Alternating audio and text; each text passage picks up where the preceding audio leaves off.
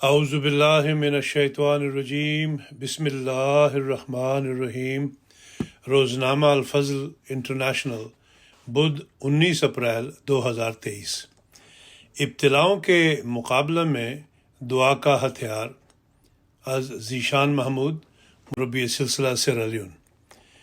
مبارک وہ قیدی جو دعا کرتے ہیں، تھکتے نہیں کیونکہ ایک دن رہائی پائیں گے۔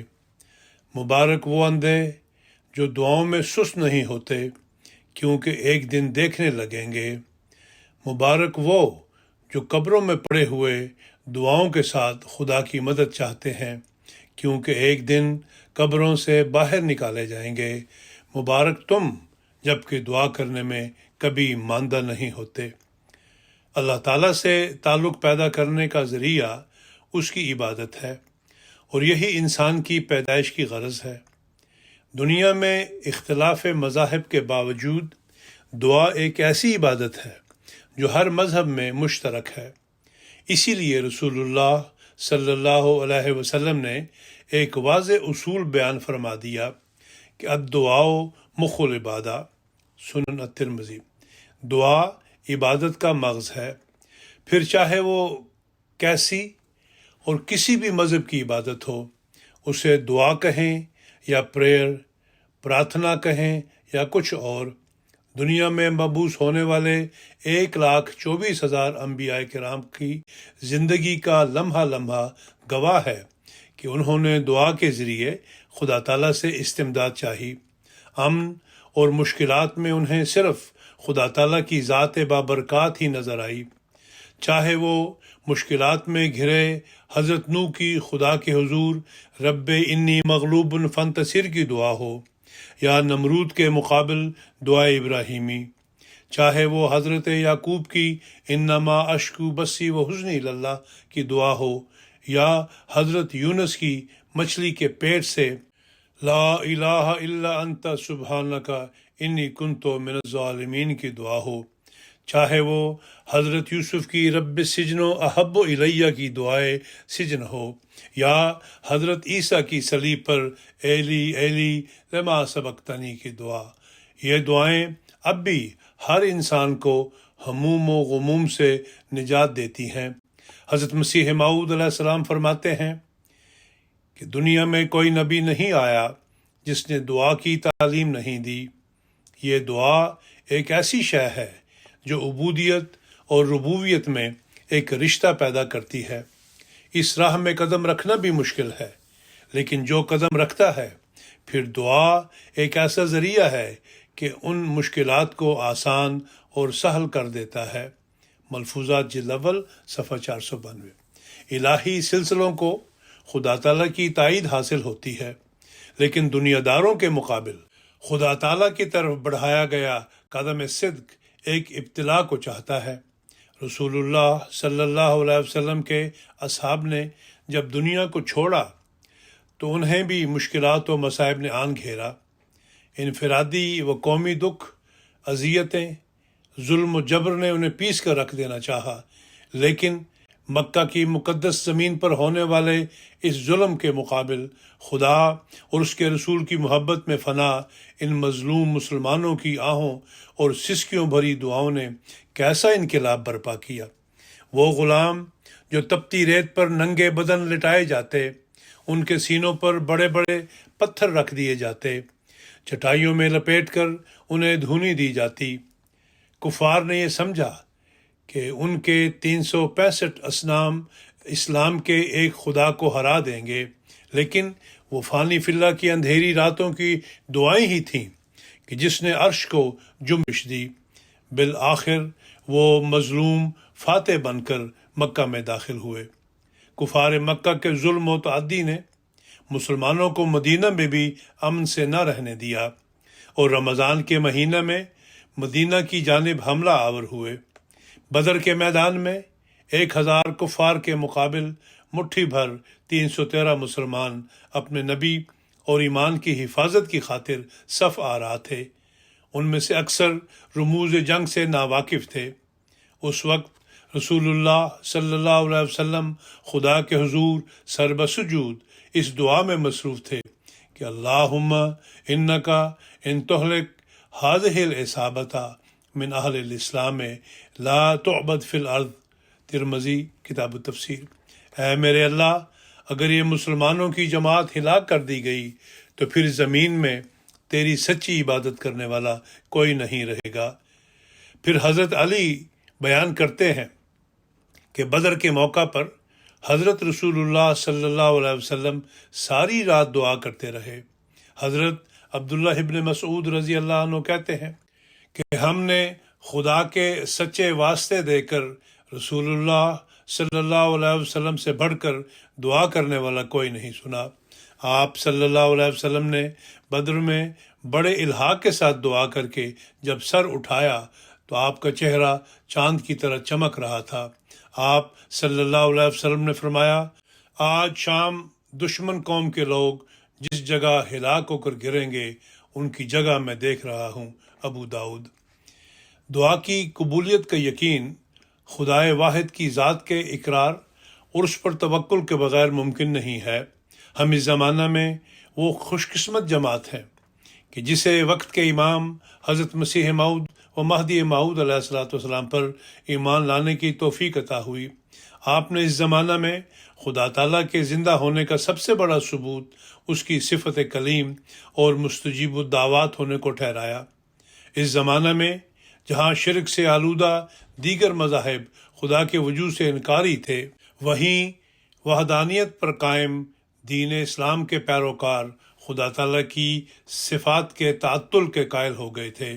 تب اس جری اللہ نے علم وحدانیت بلند کیا اور خدا تعالیٰ کا زندہ ہونا دوبارہ دنیا پر ظاہر کیا۔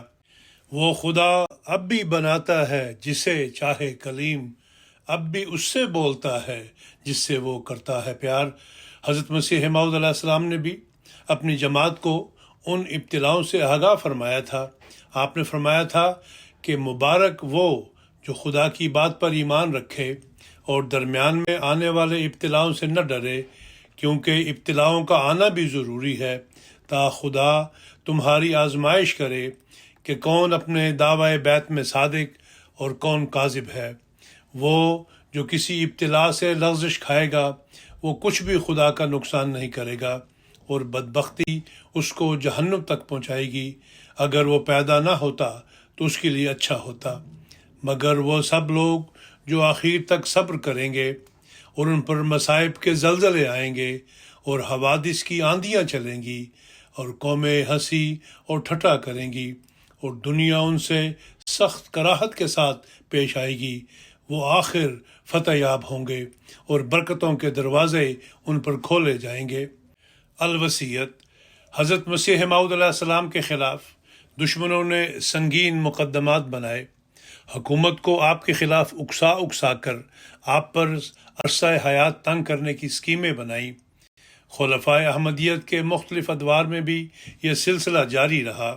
الغرض آپ کو اپنے خدا داد مشن میں ناکام کرنے کے لیے ایڑی چوٹی کا زور لگایا۔ آپ کے ماننے والوں پر طرح طرح کے مظالم ڈھائے، مگر ہر مصیبت کے وقت ہستی باری تعالیٰ پر ایمان اور دعاؤں کی بدولت جماعت کا قدم خدا کے فضل سے آگے ہی آگے بڑھتا چلا گیا۔ حضرت مسیح موعود علیہ السلام فرماتے ہیں کہ میر صاحب کے بیٹے اسحاق کو تیز تپ چڑھ گیا اور سخت گھبراہٹ شروع ہو گئی، اور دونوں طرف بنے ران میں گلٹیاں نکل آئیں، اور یقین ہو گیا کہ طاعون ہے، کیونکہ اس ضلع کے بعض مواضع میں طاعون پھوٹ پڑی ہے، اور دل میں سخت غم پیدا ہوا، اور میں نے میر صاحب کے گھر کے لوگوں کو کہہ دیا کہ میں تو دعا کرتا ہوں، آپ توبہ و استغفار بہت کریں، کیونکہ میں نے خواب میں دیکھا ہے کہ آپ نے دشمن کو اپنے گھر میں بلایا ہے، اور یہ کسی لغزش کی طرف اشارہ ہے۔ اور اگرچہ میں جانتا تھا کہ موت فوت قدیم سے ایک قانون قدرت ہے، لیکن یہ خیال آیا کہ اگر خدا نخواستہ ہمارے گھر میں کوئی طاعون سے مر گیا تو ہماری تکذیب میں ایک شور قیامت برپا ہو جائے گا، اور پھر گو میں ہزار نشان بھی پیش کروں تب بھی اس اعتراض کے مقابل پر کچھ بھی ان کا اثر نہیں ہوگا، کیونکہ میں صدہا مرتبہ لکھ چکا ہوں اور شائع کر چکا ہوں اور ہزارہا لوگوں میں بیان کر چکا ہوں کہ ہمارے گھر کے تمام لوگ طاعون کی موت سے بچے رہیں گے۔ غرض اس وقت جو کچھ میرے دل کی حالت تھی میں بیان نہیں کر سکتا۔ میں فی الفور دعا میں مشغول ہو گیا اور بعد دعا کے عجیب نظارہ قدرت دیکھا کہ 2-3 گھنٹہ میں خارق عادت کے طور پر اسحاق کا تپ اتر گیا اور گلٹیوں کا نام و نشان نہ رہا، اور وہ اٹھ کر بیٹھ گیا، اور نہ صرف اس قدر بلکہ پھرنا، چلنا، کھیلنا، دوڑنا شروع کر دیا، گویا کبھی کوئی بیماری نہیں ہوئی تھی۔ حقیقت الوحی۔ حضرت مسیح موعود علیہ السلام کے زمانے میں ایک دفعہ کپورتھلا کے احمدیوں اور غیر احمدیوں کا وہاں کی ایک مسجد کے متعلق مقدمہ ہو گیا۔ جس جج کے پاس یہ مقدمہ تھا اس نے مخالفانہ رویہ اختیار کرنا شروع کر دیا۔ اس پر کپورتھلا کی جماعت نے گھبرا کر حضرت مسیح موعود علیہ السلام کو دعا کے لیے خط لکھا۔ حضرت مسیح موعود علیہ السلام نے اس کے جواب میں انہیں تحریر فرمایا کہ اگر میں سچا ہوں تو مسجد تم کو مل جائے گی، مگر دوسری طرف جج نے اپنی مخالفت بدستور جاری رکھی اور آخر اس نے احمدیوں کے خلاف فیصلہ لکھ دیا۔ مگر دوسرے دن جب وہ فیصلہ سنانے کے لیے عدالت میں جانے کی تیاری کرنے لگا تو اس نے نوکر سے کہا مجھے بوٹ پہنا دو۔ نوکر نے ایک بوٹ پہنایا اور دوسرا بھی پہنا ہی رہا تھا کہ کھٹ کی آواز آئی۔ اس نے اوپر دیکھا تو جج کا ہارٹ فیل ہو چکا تھا۔ اس کے مرنے کے بعد دوسرے جج کو مقرر کیا گیا اور اس نے پہلے فیصلہ کو بدل کر ہماری جماعت کے حق میں فیصلہ کر دیا، جو دوستوں کے لیے ایک بہت بڑا نشان ثابت ہوا اور ان کے ایمان آسمان تک جا پہنچے۔ تفسیر کبیر جلد ہفتم۔ حیدرآباد دکن سے آیا ایک طالب علم عبد الکریم ولد عبد الرحمن مدرسہ احمدیہ قادیان میں زیر تعلیم تھا۔ اسے ایک دیوانہ کتے نے کاٹ لیا۔ علاج کے لیے کسولی بھجوایا گیا جہاں کتے کے کاٹنے کا علاج ہوتا تھا۔ ٹھیک ہو کر وہ قادیان واپس آ گیا، لیکن کچھ روز میں اس بچے میں دیوانگی کے آثار ظاہر ہونے لگے۔ حضرت مسیح موعود علیہ السلام فرماتے ہیں تب اس غریب الوطن عاجز کے لیے میرا دل سخت بے قرار ہوا اور دعا کے لیے ایک خاص توجہ ہوئی۔